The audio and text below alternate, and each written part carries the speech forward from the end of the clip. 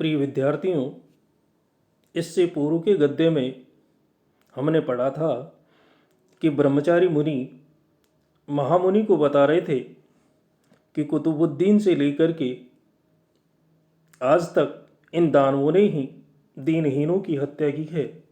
हाँ, अकबर नाम का बादशाह भारत का गूढ़ शत्रु था, लेकिन उसने कभी प्रत्यक्ष वैर नहीं रखा।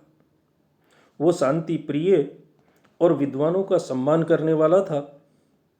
उसी के प्रपौत्र औरंगजेब का आज दिल्ली पर अधिकार है। उसने कैकई, मत्स्य देश, मगध, अंगदेश, कलिंग और दक्षिण देश, इन सब पर अपना अधिकार जमा रखा है। यानी उसने कैकई, जिसका प्रांत भाग कहाँ है मैं आपको बता देता हूँ कि कैकई जिसकी स्थिति पंजाब में थी और भरत की माता कैकई वहीं की थी। मुस्लिम शासनकाल में इसे जलालपुर के नाम से जाना जाता था। और मत्स्य प्रदेश जो था वो इंद्रप्रस्थ के पश्चिम में और द्रस्वती नदी के दक्षिण और रेगिस्तान में पूर्व का जो भाग था, जिसको उस समय राजपूताना कहा जाता था, वो क्षेत्र कहलाता था। मगध बिहार का दक्षिण भाग था, जिसके अंतर्गत गया भी आता है। अंगदेश पूर्वी बिहार यानी भागलपुर का क्षेत्र था। कलिंग देश वर्तमान में उड़ीसा के नाम से जाना जाता है। और दक्षिण देश महाराष्ट्र आदि जो उसके प्रांत हैं वो सारे दक्षिण देश में आते हैं। और केवल एकमात्र ये दक्षिण देश ही ऐसा बचा था जो उस औरंगजेब के अधिकार में या मुसलमानों के अधिकार में नहीं था। केवल इसको छोड़कर के और पूरे भारतवर्ष पर उनका शासन था। केवल एकमात्र दक्षिण भाग ऐसा था, महाराष्ट्र आदि का प्रांत ऐसा था जो उसके अधिकार में नहीं आया। और क्यों नहीं आया, इसी के बारे में हम आज चर्चा करेंगे। और कवि ने इस गद्य में उसी के बारे में चर्चा की है कि दक्षिण देशो ही पर्वत बहुलो अस्ति अरण्यानि संकुलश्च अस्ति इति चिरात योगेन अपि ना अयम सकन महाराष्ट्र के शीर्णो हस्तयितुम् सांप्रतम अस्यैव आत्मीयो दक्षिण देश शासकत्वेन शास्त्री खान नामा प्रेषयत इति श्रूयते।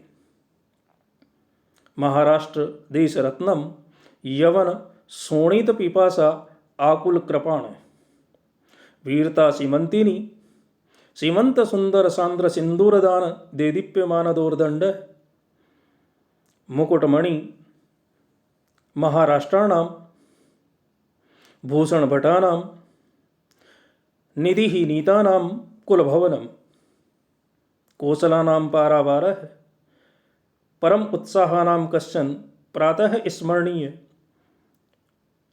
स्वधर्म आग्रह ग्रगुहिल शिव इव धृत अवतारः शिववीरश्च अस्मिन् पुण्य नगरात् अस्मदीयमस्यैव सिंहदुर्गे ससेनो निवसति। दक्षिण देशो ही यानी दक्षिण देश में सचमुच में पर्वतो बहुल अस्ति, पर्वतों की अधिकता है। अरण्यानि संकुलश्च अस्ति इति, और बड़े तथा घने जंगलों से व्याप्त है। यानी दक्षिण देश में पर्वतों की अधिकता है और वो बड़े तथा घने जंगलों से व्याप्त है। चिरात योगेन अपि, इसलिए बहुत दिनों के प्रयास के बावजूद भी न अयम मस्कन महाराष्ट्र है। औरंगजेब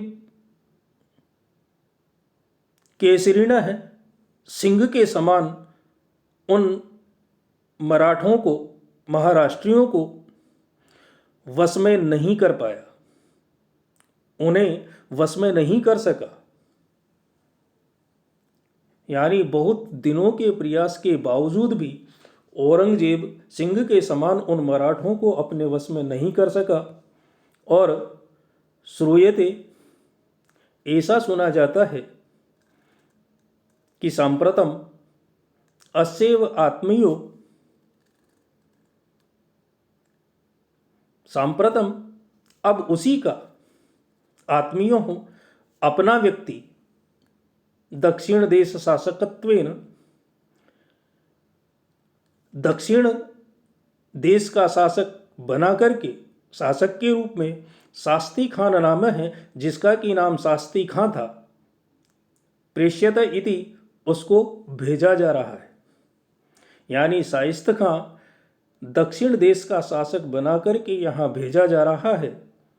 और कश्यन, और कोई महाराष्ट्र देश रत्नम, महाराष्ट्र देश के रत्न और यवन शोणित मुसलमानों के रक्त की प्यासी आकुल कृपाण है और लालायित रहने वाली तलवार वाले, यानी कोई महाराष्ट्र देश के रत्न, यवनों के रक्त की प्यासी तलवार वाले, वीरता रूपी सीमंतनी नायिका की मांग में सुंदर सांद्र है, सिंदूर दान है, सुंदर और गहरा सिंदूर लगाने से देदीप्यमान दोर्दंड है, देदीप्यमान भुजाओं वाले, यानी जिसने वीरता रूपी नायिका की मांग में सुंदर और गहरा सिंदूर भरा है, ऐसी देदीप्यमान भुजाओं वाले, मुकुट महामणि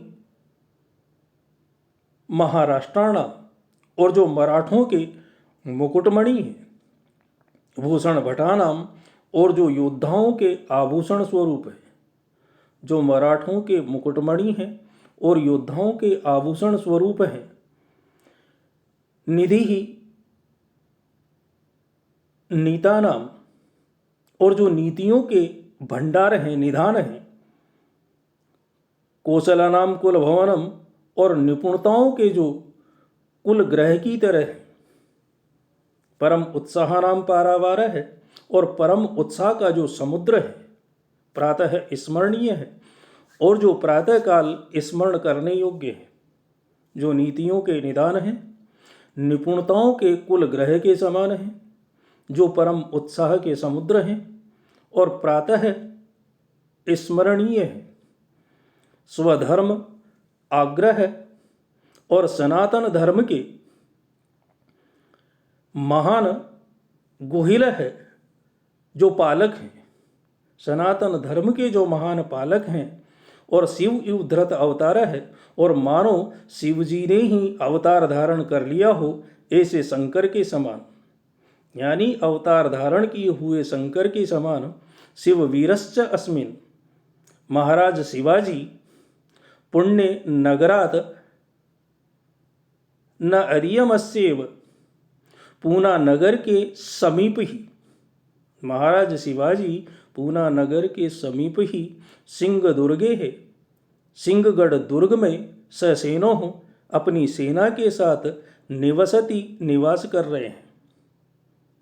और विजयपुर अधीश्वरेण सांप्रतम अस्य प्रबद्धवीरम कार्यम व साधयेयम देहम व पातयेयम इति अस्य सारगर्वा महति प्रतिज्ञा। सतीनां सतां तिर्वर्णिकस्य आर्यकुलस्य धर्मस्य भारतवर्षस्य च आशा संतान वितानस्यमेव आश्रयः। इयम् एव वर्तमाना दशा भारतवर्षस्य। किम अधिकं निवेदयामः।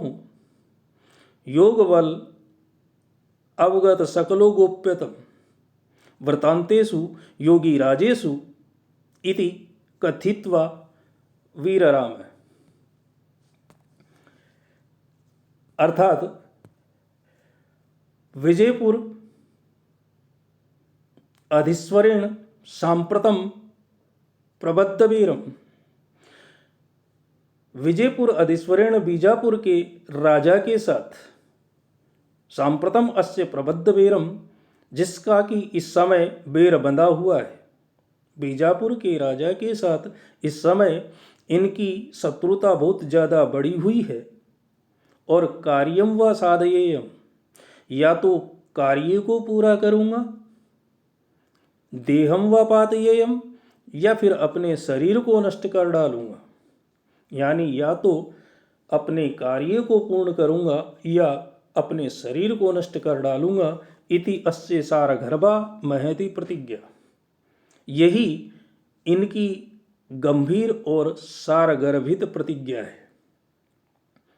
सतीनाम, सती स्त्रियों, सताम सज्जनों, त्रिवर्णिकस्य तीनों वर्णों यानी ब्राह्मण, क्षत्रिय और वैश्य तीनों वर्णों, आर्य कुलस्य धर्मस्य और आर्यों के कुल के धर्म, च और भारतवर्षस्य और भारतवर्ष की, आशा संतान वितानस्य आशाओं के एकमात्र, अयम एव आश्रय है, आधार यही है। यानी सती स्त्रियों, सज्जनों, तीनों वर्णों, आर्यों के कुल धर्म के और संपूर्ण भारतवर्ष की आशाओं के एकमात्र आधार यही है। और भारतवर्षस्य इयम एव वर्तमान दशा, और भारतवर्ष की वर्तमान में यही दशा है। योगी राजेशु, और आप तो योगी राज हैं, तथा योग बल अवगत, योग के बल से सकल गोप्यतम, समस्त अत्यधिक गोपनीय वृतांतेषु, वृतांतों को जानते। आप तो योगी राज हैं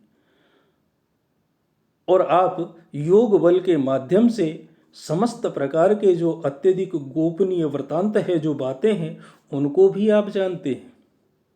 किम अधिकम, और आपसे इससे ज़्यादा तो हम क्या कहें कि इस समय क्या स्थिति है।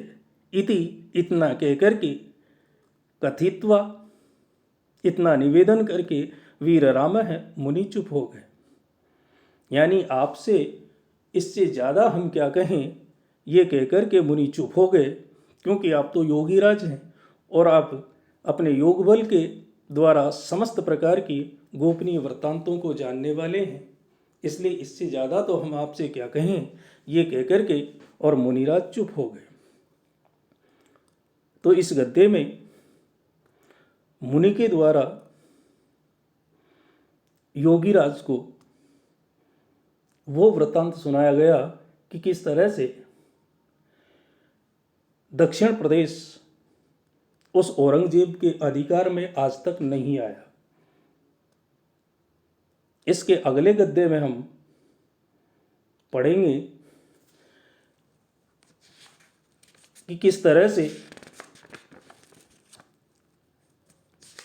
उस समय वहाँ किसका राज्य था, दक्षिण प्रदेश किसके अधिकार में था,